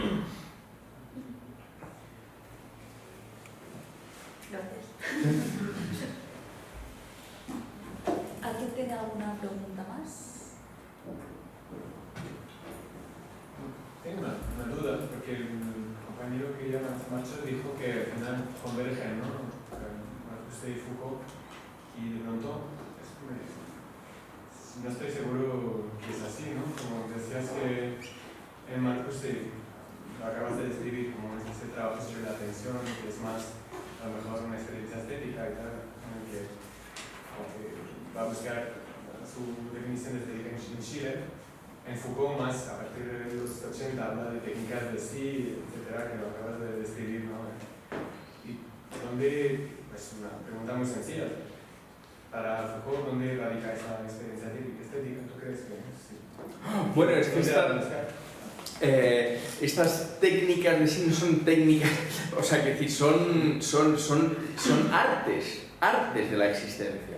Eróticas. Que llama eróticas. Eróticas, pero eróticas en el sentido en el que la erótica, las artes eróticas son aquello que viene a quedar disuelto por las ciencias del sexo, por la ciencia del sexo. Es decir, esta pretensión de que haya verdad, ¿vale? Esta pretensión de que haya verdad respecto al sexo, verdad respecto a su placer, verdad respecto a su normalidad, verdad respecto a su patología, verdad. Esto lo que viene es a sustituir todo un universo de artes eróticas. Artes eróticas son modos de buscar reglas, componerlas con sensatez, con prudencia, con orden, con armonía, un poco sí, bueno, pues una bacanal de vez en cuando, ok, si te pasas todos los días del año de chill, pues la ciudad no se va a fiar de ti para que la dirijas, en fin, estas cosas, ¿no? O sea, que tiene un poco de sensatez. No es que esté mal un chill, pero no pretenderás que la ciudad va a depositar tu confianza en ti, ¿no? Si estás todo el día colocado. No, o sea, claro, es esta un poco la idea. Estas artes que no pretenden nunca encontrar la verdad, sino introducir pues criterios, pues eso, estéticos en el sentido de prudenciales, que tienen que ver con lo atemperado, con lo ordenado, con lo armónico, que tienen que ver, bueno, con una vida que la veas y digas, bueno, pues mira, yo puedo estar como orgulloso de la figura de conjunto que he construido, ¿no? De la narración completa de mi vida, que ha tenido por sus momentos de vicio, sus momentos de nobleza, sus momentos de no sé qué, y construye una figura que en su conjunto me hace sentir orgulloso. Claro, esto me hace sentir orgulloso y me otorga el reconocimiento y la admiración de la ciudad y todo ese tipo de cosas. Claro, esto se puede construir sin introducir en absoluto la rigidez del código de lo verdadero, lo falso, lo permitido, lo prohibido, lo normal, lo anormal, y esto es lo que defiende en definitiva Foucault. Y lo que defiende Foucault como proyecto político, digamos, posterior a la historia de la sexualidad, que tiene que ver con la búsqueda, el ensayo de nuevos modos de relacionalidad, nuevos modos de afectividad, nuevos modos de que hay que tener en esto. Es decir, no en una organización basada en la rigidez del código entre lo verdadero, lo falso, lo permitido, lo prohibido, lo bueno, lo malo, lo sano, lo enfermo, lo normal, lo anormal, sino que se organicen de un modo estético. ¿No? De un modo estético en este sentido, de un modo prudencial, de un modo en el que de lo que se trata es de juzgar el resultado de la composición compleja en la que, por decirlo así, las pinceladas negras no invalidan. Las pinceladas negras pueden formar parte de una totalidad hermosa como las pinceladas negras de cualquier cuadro, ¿no? Esta es un poco la idea que defiende de las ars eróticas, ¿no? Del ars erótica, y es esta defensa que hace frente a su sustitución por una ciencia sexual y por la ciencia del sexo, que pretende una codificación rígida y una organización que aspira a la verdad de la cosa. Es decir, y lo que tendrían en común, en su última instancia, Foucault y Marcuse, sería un alejamiento es que la fundamentación no está en la verdad, como pretendería sobre la ortodoxia marxista en lo relativo al sujeto verdadero de la emancipación, al sujeto que encarna la misión histórica de la construcción de la siguiente figura de universalidad. No es en la verdad, ni en la verdad de la psiquiatría, ni en la verdad de la ciencia de la historia, ni en la de la ortodoxia marxista, ni en la verdad. No es en la verdad. Al final son dos autores que remiten la validez a un lugar que no es el del orden teórico, sino el del orden estético. Y aquí creo que cabe localizar una cercanía entre estos autores que yo creo que merece la pena rescatar, o que merece la pena rastrear, por lo menos. Al mismo tiempo que si por el camino se le hace un poquillo de justicia a Marcuse, pues no está mal.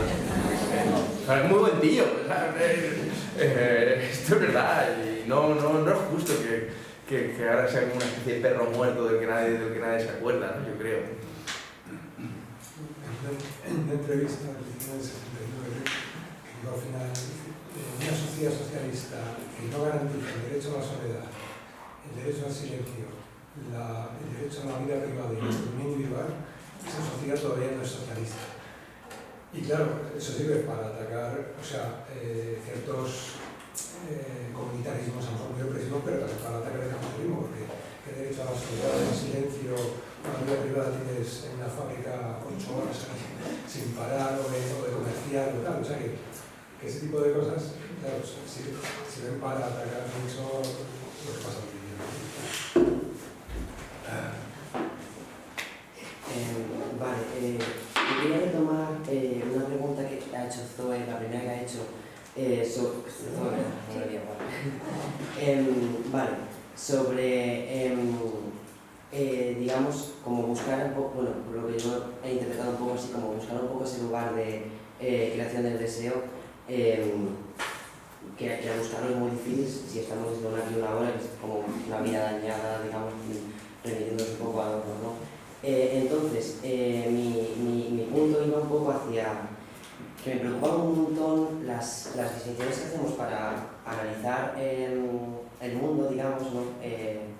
Tanto, bueno, esta brecha de razón-sensibilidad, lugar de rechazo, como dónde está ese lugar, dónde lo limitamos, por qué, o sea, estamos hablando de la dimensión estética y acaba de hablar el compañero de cómo es el lugar privado, pero también puede ser un lugar colectivo y conjunto, y igual precisamente ese, el juego conjunto, buscando ese lugar intrincado con el principio de realidad, que también ese principio de realidad es donde estarían esos fantasmas del pasado que dice Fischer, ¿no? Que también se puede recuperar y también son aprovechables como ideas aquí, respondiendo también a lo de buscar el deseo en otros lugares, ¿no? También desde Fischer. Entonces,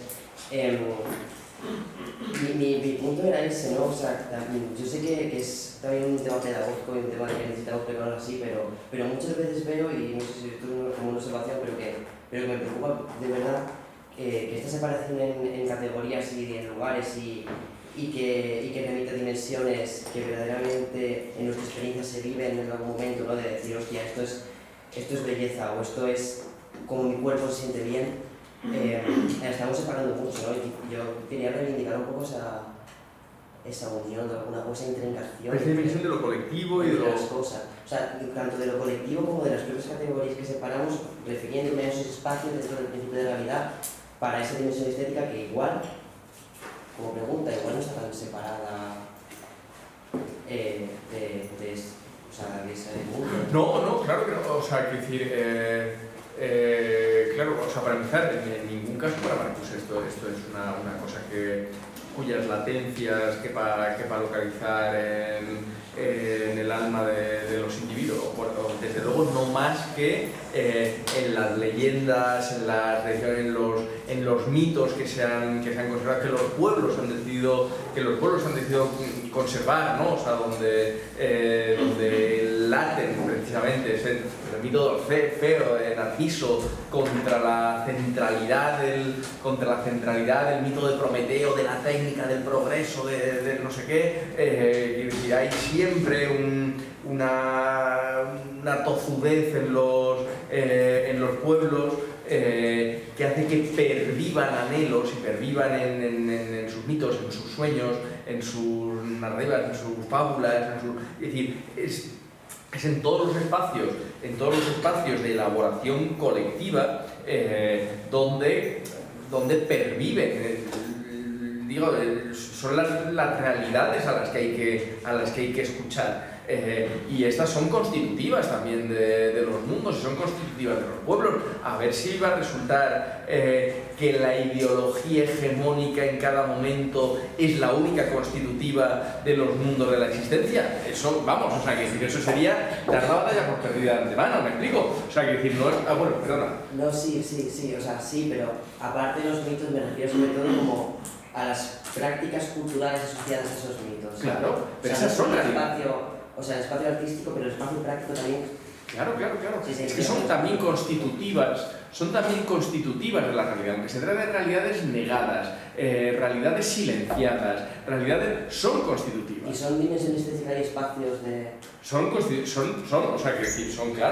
los efectos sobre la realidad que tienen esos modos de expresión mismo, por mucho que estén eclipsados por lo que en cada sociedad resulta como inmediatamente visible o más fácilmente visible, que son las representaciones características de la ideología hegemónica. Es decir, nos representamos como sujetos maximizadores del propio interés, como máquinas de cálculo egoístas, nos representamos así mucho más de lo que somos. Así, ¿no? Claro, no somos tan así como nos lo representamos. Me acuerdo el ejemplo que ponía Carolina del Olmo y decir, vamos a ver, o sea, imagina la puerta de un colegio a recoger a tus niños para ver que la normalidad es la cooperación y no la competencia, ¿no? Y sin embargo no es como nos representamos.